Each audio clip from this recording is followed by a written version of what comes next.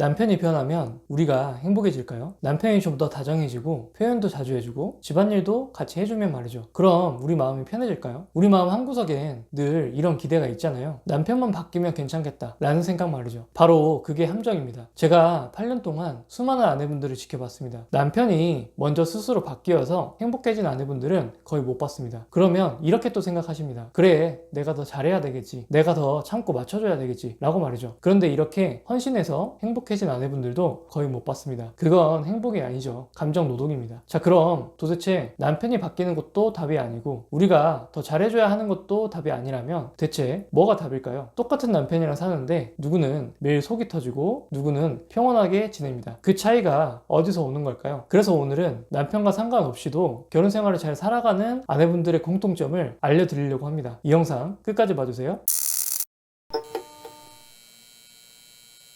똑같은 남편을 두고도 평온한 아내분들은 남편을 보는 눈이 다르다는 걸 알게 됐습니다. 세 가지가 있는데요. 하나씩 차근차근 말씀드리겠습니다. 첫 번째가 바로 이겁니다. 평온한 아내분들은 사실과 자신의 생각을 구분할 줄 압니다. 응? 이게 무슨 말이지? 싶으실 텐데요. 먼저는 확증 편향이라는 현상을 이해하실 필요가 있습니다. 말은 어려운데 뜻은 간단해요. 인간은 한번 결론을 내리고 나면 우리 뇌가 그 결론에 맞는 것만 쏙쏙 골라서 본다는 이야기입니다. 다이어트 할 때를 한번 떠올려 볼까요? 살을 빼기로 마음먹은 그날부터 먹방 유튜버가 그렇게 많은 줄 처음 아셨을 겁니다. 회사에 비치된 과자, 냉장고 안에 케이크, 평소에는 눈에도 잘 안 들어오던 것들이 갑자기 다 보일 거예요. 이게 세상에 갑자기 먹을 게 엄청나게 늘어난 걸까요? 아닙니다. 우리가 거기에 꽂혀 있던 거예요. 우리의 눈의 필터가 먹을 것으로만 맞춰진 상태인 거죠. 남편을 보는 눈도 똑같습니다. 언젠가부터 이 사람은 날 안 챙겨 라고 우리가 결론을 내버리면 어떨까요? 그 순간부터 우리 눈에는 남편이 안 챙긴 것만 보이기 시작하는 겁니다. 오늘 아침에 커피를 타다 준 건 기억이 안 나고 어젯밤에 아이 재워준 것도 잊어버리는 거죠. 대신 오늘 저녁에 설거지 안 한 그것만 딱 보이기 시작하는 겁니다. 남편이 100번 잘해줘도 일단 눈이 그렇게 맞춰지면 그 100번이 안 보이는 거예요. 안 챙긴 한 번만 보이는 거죠. 제가 코칭을 하면서 정말 많이 느끼는 건데요. 남편이 예전 같지 않아요. 사람이 너무 변했어요 라고 하면서 오시는 분들이 정말 많습니다. 물론 실제로 남편이 외도를 하거나 성격적으로 너무 모난 사람들도 많이 있었는데요. 그런데 가만히 얘기를 들어보면 남편이 변한 게 아니라 그분이 남편에 대한 이런 확증 편향을 가지고 있었던 경우도 꽤 있었습니다. 남편은 작년이나 올해나 비슷한데 그 남편을 바라보는 눈이 어느새 서운함 쪽으로 맞춰져 있었던 거죠. 예를 들어 이런 겁니다. 남편이 퇴근하고 들어와요. 아, 피곤하다 한마디 하고는 방으로 쏙 들어가 버리는 거예요. 이때 많은 아내분들의 머릿속에는 어떤 생각이 들까요? 거봐, 나랑은 말도 섞기 싫은 거야. 어제도 그랬고 지난주 주말에도 그랬어. 저번 달엔 내 생일도 까먹었잖아 라고 말이죠. 지금 이 순간 우리는 남편의 그 피곤하다라는 한마디를 듣고 있는 게 아닐 수 있습니다. 이 사람은 날 안 챙겨 라는 결론에 맞는 장면들만 머릿속에서 줄줄이 끄집어내고 있는 거예요. 이게 바로 확증 편향입니다. 한번 결론이 서면 그 결론을 뒷받침하는 것만 눈에 들어오는 겁니다. 남편이 방에 들어간 그 행동 하나가 역시 날 사랑하지 않아 라는 결론을 확인해주는 것으로만 딱 박히는 거죠. 그리고 이런 현상은 한번 작동하기 시작하면 우리가 스스로 의식하지 않는 이상 멈추기가 어렵습니다. 시간이 지날수록 이 확증 편향은 강해질 수밖에 없죠. 아마 여기서 이렇게 말씀하시고 싶은 분들이 계실 거예요. 그런데 진짜로 우리 남편은 절 무시하는 게 맞아요. 이건 제 착각이 아니라 사실이라고요. 네, 충분히 그러실 수 있습니다. 정말 그런 남편들도 많이 있으니까요. 그런데 한번 냉정하게 여쭤볼게요. 그게 사실이라는 걸 우리가 길을 쓰고 증명해내면 뭐가 달라지나요? 생각해 볼까요? 남편이 우리를 무시하기로 마음 먹었다면 그건 남편이 선택한 겁니다. 우리가 아무리 너 지금 나 무시하잖아 라는 걸 증명해도 그 태도를 바꿀지 말지는 결국 남편의 몫이에요. 우리가 어떻게 할 수 있는 영역이 아니라는 거죠. 그런데 우리가 할 수 있는 게 딱 하나 있어요. 그 무시 때문에 우리가 계속 매여서 하루 종일 끌려다닐 건지 아니면 아, 저 사람이 지금 저런 행동을 하는구나 하고 사실만 남긴 채 우리 할 일을 할 건지를 말이죠. 후자는 100% 우리가 선택할 수 있는 부분이에요. 그리고 여기서 한 가지 더 있어요. 만약에 남편이 정말 작정하고 우리를 툭툭 건드리는 거라면 더더욱 반응하시면 안 되는 거죠. 왜냐면 우리가 매번 천불이 나서 발끈하는 그 모습이 남편한테는 아, 이렇게 하면 이 사람이 흔들리는구나 하는 걸 알려주는 꼴이 되거든요. 우리가 반응할수록 남편은 그 버튼이 잘 먹힌다는 걸 배우는 거예요. 그러니까 남편이 우리를 건드려도 거기에 일일이 흔들리지 않는 것, 이게 절대 남편의 의도에 끌려다니지 않는 길이 될 겁니다. 그래서 결혼 생활을 평온하게 지내는 아내들의 첫 번째 공통점은 바로 이겁니다. 사실과 의미를 분리할 수 있는 거예요. 오늘 당장 해보실 수 있어요. 남편의 특정 모습에 욱하고 올라올 때 카톡을 보면 나에게 보내기 이런 거 있잖아요. 그런 곳에 방금 적었던 일을 한번 사실만 딱 적어보는 거예요. 예를 들어서 남편이 피곤하다고 이야기를 하고 방에 들어갔다. 여기까지만 적는 거죠. 나를 무시하면서 라거나 나만 빼고 이런 말들은 빼는 거예요. 그건 사실이 아니라 우리가 그 행동에 붙인 의미니까요. 이게 별것 아닌 것 같아도 효과가 매우 클 수 있습니다. 막상 적어보면 나중에 깜짝 놀라는 경우가 많을 거예요. 사실만 남기고 나서 나중에 그 메시지를 다시 보면 생각보다 별일이 아닌 경우가 정말 많거든요. 천불이 나던 그 일이 글자로 사실만 적어놓고 나중에 보면 아 그냥 그런 거구나 싶어지는 경우가 많은 거죠. 우리를 힘들게 한 건 남편의 행동이 아니라 거기에 우리가 붙인 의미였다는 걸 그때 알게 됩니다. 자, 그럼 두 번째로 넘어가 볼게요. 남편에게 잘 휘둘리는 아내분들은 남편이 뭘 하든 그 행동이 남편이라는 사람의 성격 문제로 판단해버리는 경향이 있습니다. 예를 한번 들어볼게요. 운전을 하다 보면 다들 겪으실 거예요. 우리가 깜빡이를 늦게 켜고 급하게 끼어들어서 뒤에서 빵 하고 경적을 울리는 겁니다. 그때는 우리 스스로 아 급해서 그런 건데 이해를 못하네 하고 넘어갑니다. 그런데 갑자기 택시가 깜빡이도 안 켜고 위험하게 우리 앞에 끼어들면 어떨까요? 아니 왜 운전을 저 따위로 해? 라는 말이 절로 나오죠. 택시기사가 하는 행동이 우리가 방금 한 것과 비슷한 행동인데도 말이죠. 내가 하면 상황 때문이고 남이 하면 성격 탓으로 여기기가 쉬워지는 겁니다. 이걸 심리학에서는 기본적 기인 오류라고 합니다. 자신의 잘못은 그날의 사정 탓, 남의 잘못은 그 사람의 본성 탓으로 돌리는 거죠. 문제는 이 오류가 세상에서 제일 심하게 작동하는 상대가 바로 남편이라는 겁니다. 남편이 약속을 깜빡하거나 우리의 말에 건성으로 대답하거나 기념일을 그냥 지나치면 어떻게 될까요? 그 순간 우리 머릿속엔 이런 생각이 드는 거죠. 저 인간은 원래 그래. 원래 무심하게 생겨먹은 사람이야. 이런 식으로 말이죠. 남편의 행동 하나하나를 따로 볼 수 있는 게 아니라 모든 행동을 다 저 사람은 원래 그런 사람이야 라는 성격 탓인 걸로 결론을 내려버리게 됩니다. 잘 생각해보면 사실 우리도 비슷한 경험을 한다는 것을 느낄 거예요. 아이가 엄마 나랑 놀자 하고 달려오는데 너무 바빠서 잠깐만 엄마가 있다가 하고 미뤄본 적 있으실 겁니다. 그 순간 우리가 아이를 사랑하지 않아서 그랬나요? 우리가 별로 정이 없는 엄마라서 그랬나요? 아니잖아요. 그냥 그 순간 우리가 바빴던 것 뿐입니다. 그런데 아이들은 이렇게 말할 때가 있죠. 엄마는 나랑 노는 거 안 좋아해 라고 말이죠. 그런 말을 들으면 정말 억울하실 겁니다. 아니 내가 너를 얼마나 사랑하는데 그냥 오늘 좀 바빠서 그런 거야 라는 말이 절로 나올 거예요. 어쩌면 우리도 남편한테 비슷하게 하고 있을지도 모르겠습니다. 남편이 그날 피곤해서 여유가 없고 정신이 없어서 그런 행동을 했을 수도 있는 거거든요. 우리는 저 사람은 가족에 대한 마음이 없어, 저 사람은 나를 싫어해 라고 혼자서 판단을 내려버릴 때가 있을 수 있을 겁니다. 우리가 아이에게 당했던 그 억울한 오해를 우리도 남편한테 똑같이 하고 있는 것일 수도 있다라는 거예요. 아마 제가 이렇게 말씀드리면 이런 생각이 드실 겁니다. 그래서 결국 남편을 다 이해해 주라는 건가요? 남편이 무슨 잘못을 해도 다 사정이 있으려니 이렇게 생각하라는 말인가요? 라고 말이죠. 물론 절대로 그런 취지로 이야기를 드리는 게 아닙니다. 남편을 좋게 봐주라는 것이 절대 아니에요. 오히려 그건 또 우리가 경계해야 될 모습일 수 있는 거죠. 제가 드리고 싶은 이야기는 우리 머릿속에서 자동으로 붙여버린 원래 그런 인간, 이런 꼬리표를 사실로서 확정하지는 말자라는 겁니다. 그 꼬리표 하나가 우리를 정말 힘들게 만들거든요. 예를 들면 이런 거예요. 저 사람은 원래 그래 라고 꼬리표를 딱 붙이는 순간 우리 뇌는 생각을 거기서 멈춰버려요. 원래 그런 사람이면 뭘 해도 안 바뀔 거고 그럼 나는 평생 이대로 당하고 살아야 되는 건가? 이런 결론밖에 남지 않기 때문입니다. 우리가 만든 그 꼬리표가 우리 스스로를 무기력하게 만들게 되거든요. 그래서 바로 평온한 아내들이 가지고 있는 두 번째 공통점은 바로 이겁니다. 남편을 단정하지 않는 거예요. 저는 이걸 꼬리표를 물음표로 바꿔서 거리를 두는 거라고 말씀드리고 싶은데요. 어렵지 않습니다. 남편한테 우리도 모르게 원래 그렇다 라는 꼬리표가 떠오를 때가 있을 거예요. 그러면 그 꼬리표 대신 물음표 하나만 남겨보는 거예요. 저 사람은 원래 이기적이야. 이건 꼬리표죠. 우리를 계속 무기력하게만 만들게 될 겁니다. 대신 이걸 저 사람이 오늘 도대체 왜 저러지? 라는 형태로 바꿔보는 거예요. 이건 물음표죠. 여기서 오해하시면 안 됩니다. 아까 말씀드린 대로 남편을 좋게만 봐주라는 게 절대 아니에요. 저 사람 사실은 힘들었을 거야 하고 억지로 미워하라는 게 절대 아닙니다. 그냥 꼬리표를 물음표로 바꾸라는 것 뿐이에요. 생각해보면 이런 거죠. 저 사람은 원래 그래 라고 꼬리표를 붙여버리면 우리는 남편이 뭘 해도 저럴 줄 알았어 라고 계속 화만 날 겁니다. 그런데 오늘 도대체 왜 저래? 하고 물음표로 남겨두고 우리의 생활을 하면 어떨까요? 적어도 우리가 거기에 바로 화부터 내지는 않게 될 겁니다. 코칭을 해드리다 보면 이렇게 남편에게 꼬리표를 잘 붙이는 분일수록 결혼 생활을 더 힘들어 하십니다. 저 인간은 답이 없다 이렇게 단정해버린 분들은 이미 마음속에서 결론이 나버려서 뭘 해도 마음이 안 풀릴 거거든요. 그런데 이걸 물음표로 바꾸기 시작하신 분들은 달라집니다. 처음에는 이게 무슨 효과가 있겠어 하시다가도 자꾸 해보면서 한결 마음이 편해졌다고 이야기를 하시더라고요. 남편의 그 불편한 행동들에 일일이 의미를 부여하지 않게 되니까요. 그러다 보면 신기하게도 남편 때문에 휘둘리는 것 자체가 점점 줄어들 수밖에 없는 거죠. 남편은 최소한 그대로여도 우리가 그 사람 행동 때문에 매번 끌려다니지 않게 될 거니까요. 자, 이제 마지막 세 번째입니다. 그런데 이 세 번째가 어떻게 보면 제일 무서울 수 있어요. 앞에 두 개는 결국 우리만 힘들어지는 문제였잖아요. 남편은 그대로인데 우리 눈이 한쪽으로 쏠려서 우리만 괴로운 거였죠. 그런데 세 번째는 차원이 조금 다릅니다. 이건 우리의 생각이 진짜로 현실을 만들어내 버릴 수도 있는 거예요. 이런 거죠. 면접을 보러 가기 전에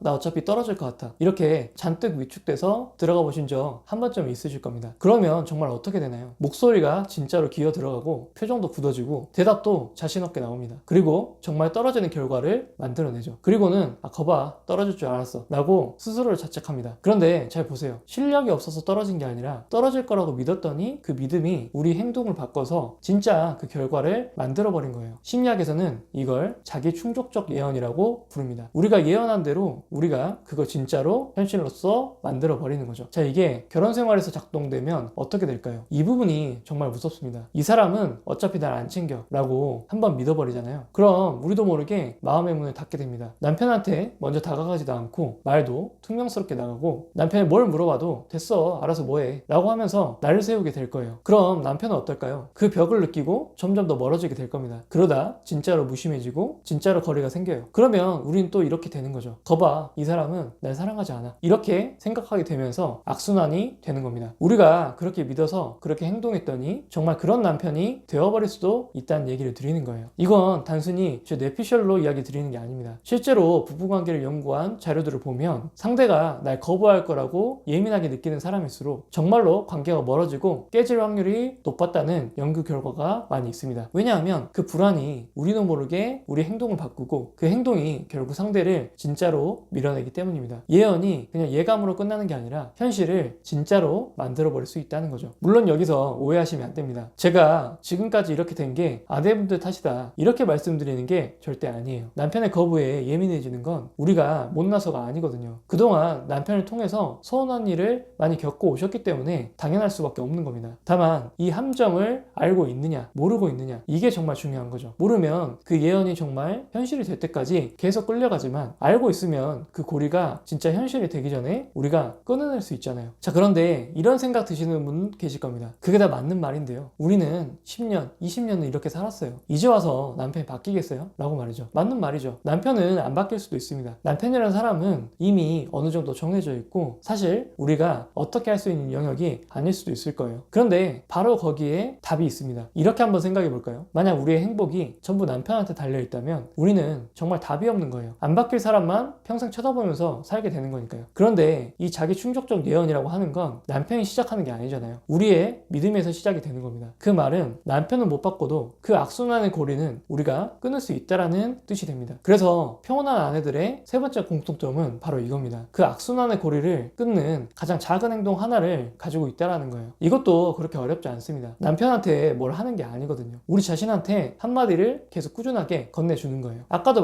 말씀드렸다시피 이 고리는 남편이 아니라 이 사람은 날 안 챙겨 이런 식으로 우리 마음속의 목소리에서 시작이 된 거잖아요. 그러니까 끊는 것도 거기서부터 하시면 됩니다. 남편 행동에 욱하고 서운함이 올라오는 그 순간에 남편을 어떻게 해보려고 하지 말고 우리 자신에게 딱 한마디를 해보는 거예요. 남편이 지금 나를 안 챙겨준다고 해도 나는 충분히 사랑받을 수 있는 자격이 있는 사람이야 라는 형태로 말이죠. 별것 아닌 것 같으시죠? 그런데 이 한마디가 여러 번 반복돼서 우리 마음 안에 내면화가 된다면 어떨까요? 저 사람이 날 안 챙기니까 나는 초라해 하고 무너지려는 마음을 딱 붙잡아줄 수 있습니다. 이걸 심리학에서는 자기 확언이라고 하는데요. 실제 연구에서도 이 자기 확언이 스스로의 마음가짐을 다루는데 매우 긍정적인 영향이 있다는 건 여러 차례 확인이 되었습니다. 거창한 상담이나 큰 결심이 아니라 우리 스스로에게 건네는 짧은 한마디 그거 하나로 시작이 될 수 있는 거죠. 우리의 자기 충격적 예언이 한번 굳어졌다고 평생을 가는 게 절대 아니라는 겁니다. 이렇게 자기 확언을 통해서 우리 스스로의 마음이 흔들리지 않으면 남편 행동에 발끈해서 먼저 벽을 칠 일도 줄어들겠죠. 그리고 우리가 먼저 벽을 안 치면 그 악순환은 사라질 기회가 생길 겁니다. 어쩌면 남편과의 관계가 꽤 좋아질지도 모르는 거죠. 어떠셨나요? 오늘 결혼 생활을 평온하게 살아가는 아내들의 세 가지 특징에 대해서 알아봤습니다. 여기서 그래서 딱 한 가지만 기억하셨으면 좋겠습니다. 평온한 아내분들이라고 해서 이런 색안경을 아예 안 끼는 사람들은 아닐 겁니다. 오늘 이야기 드린 확증 편향, 기본적 귀인 오류, 자기 충족적 예언은 사람이라면 모두 다 있는 거니까요. 인간의 본성입니다. 다만 평온하게 살아가는 아내분들은 자기가 지금 이런 색안경을 끼고 있다 라는 사실을 알고 있다는 것이 핵심입니다. 아, 지금 내가 또 그렇게 보고 있구나 하고 알아차리는 것, 이것만으로도 남편에게 덜 휘둘리면서 자신의 삶을 살 수 있는 거죠. 마지막으로 이 말씀을 꼭 드리고 싶어요. 만약 남편이 정말 원래부터 그런 사람이라서 도저히 답이 없는 거라면 우리한테는 희망이 없을지도 모릅니다. 평생 안 바뀔 사람이랑 사는 거니까요. 그런데 만약에 우리가 그동안 힘들었던 게 남편 그 자체가 아니라 남편을 보던 우리 시선 때문이라고 한다면 어떨까요? 그건 오늘부터 우리가 조금씩 바꿔갈 수 있는 부분입니다. 자, 그런데 여기까지 들으시고 이렇게 생각하시는 분들 분명히 계실 겁니다. 아니, 우리 남편은 진짜예요. 아무리 좋게 생각해 보려고 해도 그냥 사람 자체가 나쁘고 이상한 사람이라고요 라고 말이죠. 그 이야기 저 충분히 이해합니다. 8년 동안 아내분들을 만나오면서 정말 심각한 상태의 남편분들 적지 않게 봤거든요. 정말 남편이라는 사람 자체가 문제인 경우도 분명히 많이 있습니다. 만약 정말 그렇다면 저는 그 관계를 빨리 끝내는 것도 방법이라고 생각합니다. 도저히 아니다 싶으면 이혼이라는 선택지도 얼마든지 있는 거니까요. 그런데 만약 어떤 이유에서든지 그래도 나는 이 결혼 생활을 이어가야겠다 이렇게 마음 먹으셨다면 오늘 이야기가 스스로에게 정말 큰 힘이 될 겁니다. 어차피 같이 살아갈 사람이라면 그 사람 행동 하나하나에 매번 천불이 나고 휘둘리면서 사는 것보다는 우리 마음 한켠이라도 더 평온한 게 나을 거니까요. 남편은 최악의 경우 그대로일 수 있을 겁니다. 하지만 그 남편을 보는 눈이 조금씩 바뀌다 보면 어느 순간 더 이상 끌려다니지 않는 우리를 발견하게 되실 겁니다.